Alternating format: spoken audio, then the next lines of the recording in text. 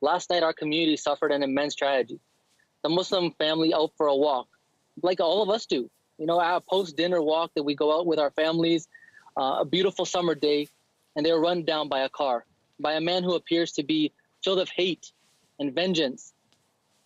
And one child remains in hospital.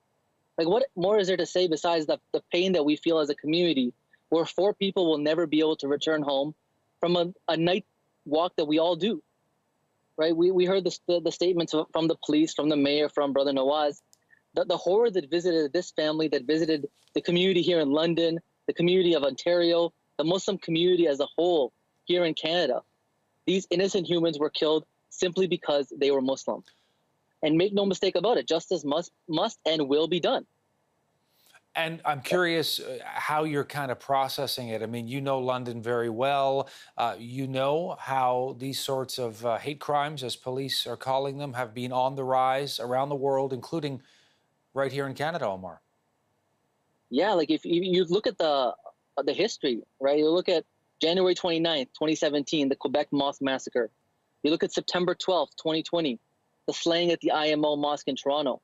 You look now, June 7th, 2021, the horrific attack on terror on a loving family in London.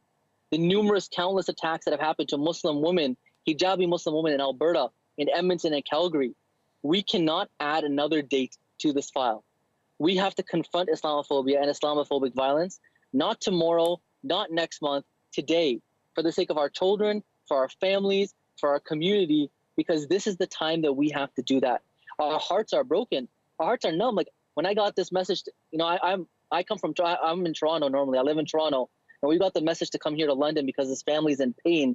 It's a pain that we feel so deeply in our heart, right? Where everyone in this country feels like, just because they wear hijab or they have a beard, they should not be targeted because they're out for a walk, right? And my wife wears a hijab. I go for a walk with her after dinner every night, and this family will never be able to return home just because they went for a walk after dinner. And that is something that's unacceptable. It's something that's heartbreaking. And it's something that we need to change that now to make sure that never can happen again. And what does that change mean to you, Omar? What would you like to see? That change means that our families feel safe, that our families can go and feel safe and not have to worry about someone being slayed at a mosque, someone being run over just because they are Muslim, someone who, just because of their faith, cannot practice their religion freely in this country. A Muslim that's wearing the scarf feels worried because they're wearing the scarf should never be a way for us as a country to be. That's what it looks like. It looks like for someone to feel like they belong here, a place that they've called home, a place they've called home for 50 years. This London community here, they were talking to me, this is the second oldest mosque in Canada, right, here in London, right? And if that is the case, and this is a community that's been here for years, that have helped build this city, that have built the city from the ground up here, has been here, and they still have to be worried about that when they go for a walk with their family, it means that we have a lot of work still to do as a nation. Omar, you know that sometimes there are, in the case of some people, there's a tendency to see these sort of incidents as isolated. What do you want people to know about that? Yeah, it's very easy to look at it isolated. But when we look at it, the bigger picture, we're reminded of incidents that happen over and over again. I mentioned dates for you previously, which were January 29, 2017, when the London Mosque was attacked, right? I mentioned the date of September 12, 2020, when the slaying at IMO, when there was a man outside the IMO Mosque in Etobicoke, where he was just walked up to and stabbed in the neck. And you have an incident like this where a loving family was just walking. These don't work in isolation. These are all connected. It's all perpetrated by hate. They're all hate motivated attacks. And let's call a spade a spade. This is a terrorist attack. This is a terrorist attack. It's a terrorist attack towards the Muslim community, and we need to make sure that this cannot happen ever again. I know you were saying you're based normally in Toronto, and when this story happened, you went to London, about 2 hours southwest of Toronto.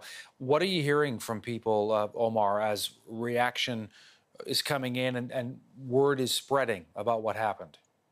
This community, one thing about it is a very loving community.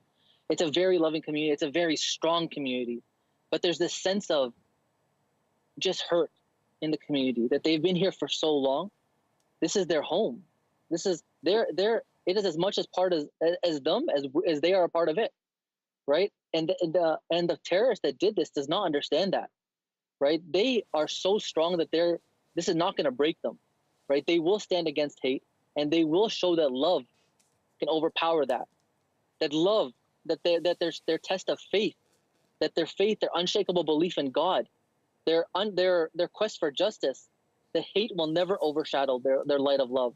And this love that they have, this strength that they have, is a pillar of the community, which is a strength to us all.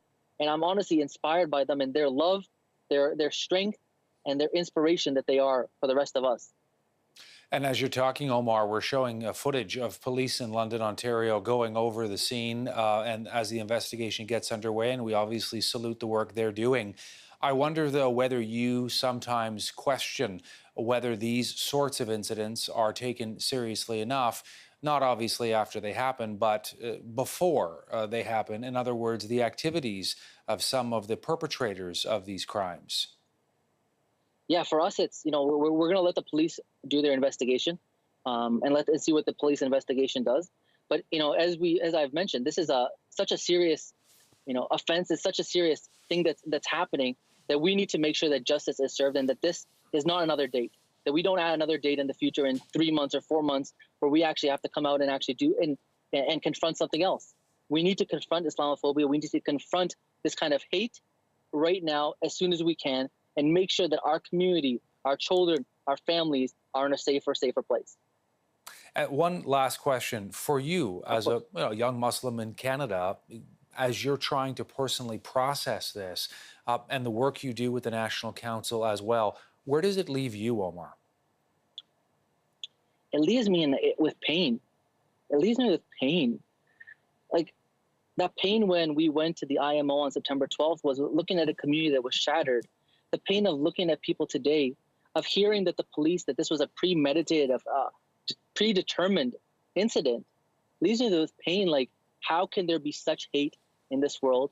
And it strives me to make sure that this world is a better place for our future children, our future generations, to make sure that nobody can have that again. And it just strives us to be like, hey, we can make a difference, and we can make this world a better place, and we're going to do this together.